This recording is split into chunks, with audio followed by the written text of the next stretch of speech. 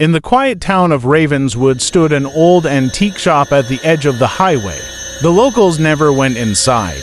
They said strange things happened there after dark soft knocks from empty shelves, the faint giggle of a little girl.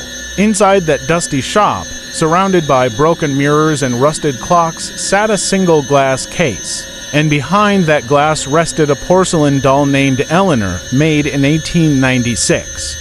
Her white face was cracked, one glass eye missing, and the other shining faintly even in the dark. The shopkeeper, Mr. Wills, never touched her.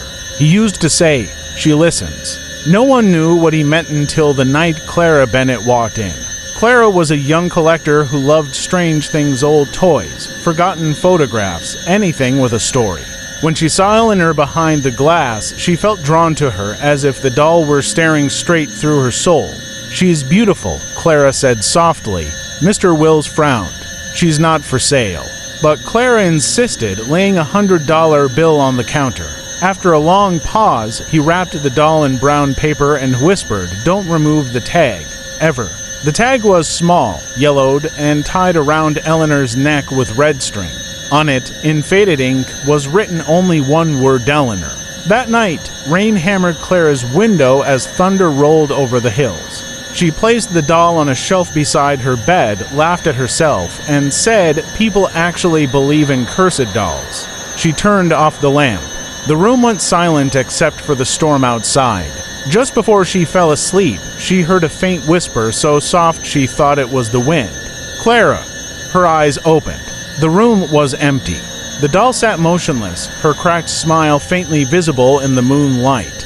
Clara shook her head, blaming her imagination, and tried to sleep again. The next night, the whisper returned, louder this time. "Clara?" She sat up, heart racing. "Who's there?" she demanded. The room stayed silent. She picked up the doll and stared into its one remaining eye. "If you can talk, then say something," she whispered.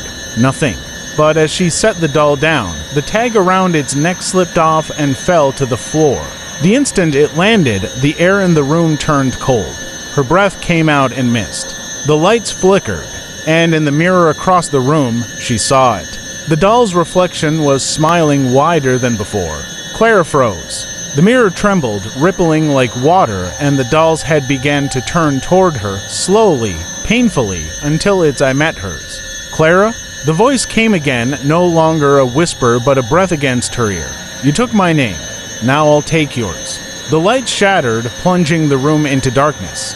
She screamed, but her voice was swallowed by the storm. Glass cracked, the mirror exploded, and then everything went silent. When morning came, the storm had passed. Mr. Wills unlocked his shop as usual. He gasped when he saw the glass case. The doll was back, sitting perfectly still.